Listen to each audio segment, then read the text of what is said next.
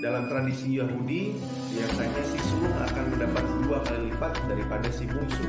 Selamat malam Bapak Ibu Saudara yang saya kasih dalam nama Tuhan Yesus. Malam hari ini kembali kita akan merenungkan kebenaran firman Tuhan di dalam Lukas pasal 15 di bagian anak yang hilang. Kalau beberapa waktu lalu kita sudah membahas tentang domba yang hilang, dirham yang hilang yang memiliki kesamaan dengan ketiganya. Nah, kita akan berdoa terlebih dahulu. Bapa Surgawi, kami mengucap syukur Tuhan memberkati kami di malam ini untuk kami memiliki waktu bersama dengan keluarga merenungkan kebenaran firman-Mu. Berkati supaya apa yang kami renungkan sungguh-sungguh boleh menolong kami. Dalam nama Kristus Yesus kami berdoa. Amin. Di ayat yang ke-11 sampai 13 kita akan melihat di mana si bungsu meminta bagian harta warisannya yang sebenarnya ia akan dapatkan ketika ayahnya meninggal. Ia berpikir bahwa ia akan lebih berbahagia ketika ia meninggalkan rumah. Tentu kalau kita berpikir bahwa ini adalah sebuah keputusan yang sangat egois dan tentu menyakiti hati sang bapa. Tapi di sisi lain kita melihat bagaimana sang bapa berpikir ketika anak ini dipaksa untuk tinggal di rumah, pasti itu juga membuat dia tidak nyaman. Dan dengan berat hati si bapa akhirnya memberikan dari apa yang menjadi hak si bungsu. Dalam tradisi Yahudi, biasanya si sulung akan mendapat 2 kali lipat daripada si bungsu. Di ayat ke-13 kita melihat bagaimana si bungsu akhirnya pergi ke negeri jauh dan berfoya-foya. Ia berpikir dengan begitu ia akan mendapatkan kebahagiaan karena ia tidak mungkin dibatasi oleh orang tuanya.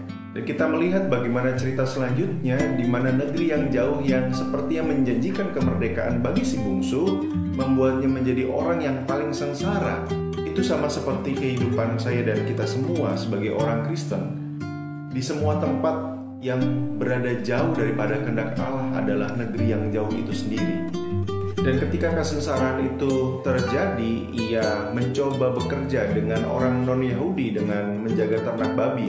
Dan di dalam cerita itu kita bisa mendengar, bisa melihat bahwa akhirnya dia mencoba untuk memakan ampas babi yang menjadi makanan babi yang seharusnya tidak dimakan oleh manusia.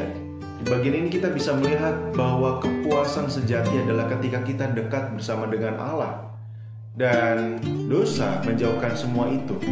Si bungsu dan kita semua tidak akan pernah mengalami kepuasan akan kesenangan di dalam kehidupan kesenangan dosa. Dan dalam segala situasi yang sedang terjadi kepada si bungsu, ia menyadari akan keberdosaannya di ayat yang ke-17.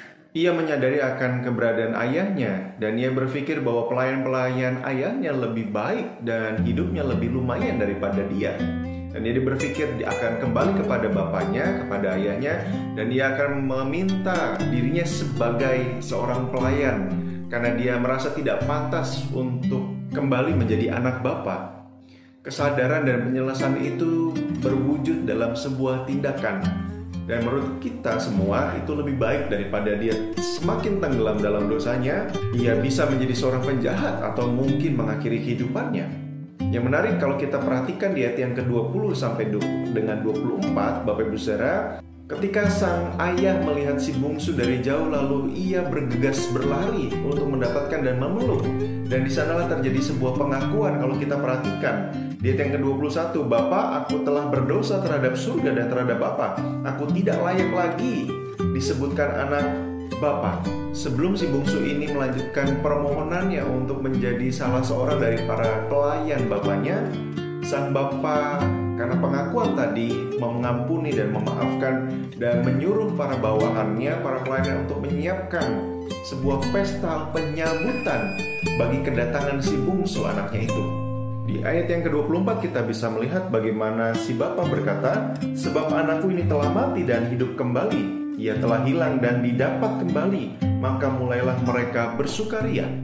Yesus dalam perumpamaan ini menyatakan bahwa belas kasihan Allah lebih besar daripada apa yang sanggup kita minta. Tetapi juga di sisi lain bahwa sifat kebapaan untuk memberi pengampunan lebih besar daripada apa yang sudah diperbuat oleh anak-anaknya.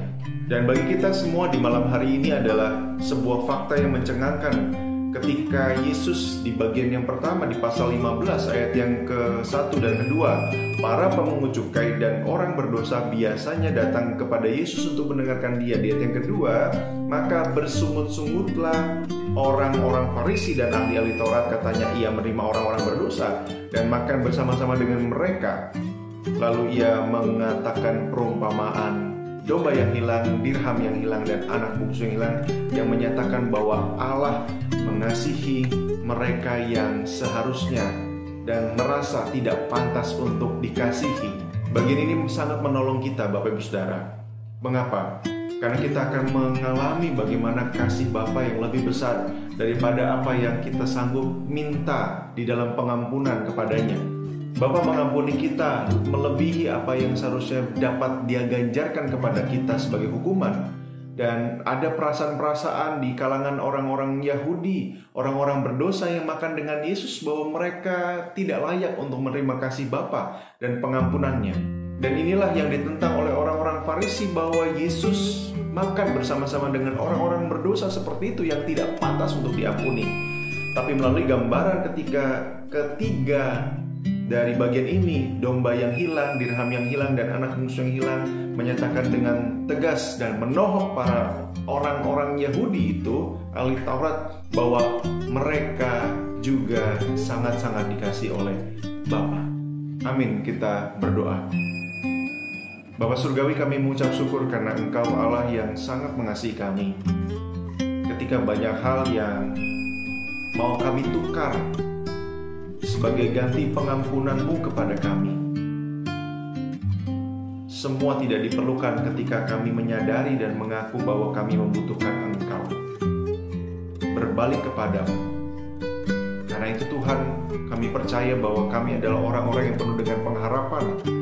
Karena kasih-Mu melebihi daripada ekspektasi kami untuk kami menerima kasih daripada Allah. Terima kasih Tuhan, karena malam hari ini kami diingatkan betapa besar pengampunan-Mu, juga kami dimampukan untuk memberikan pengampunan kepada orang lain. Dalam nama Tuhan Yesus kami berdoa. Amin.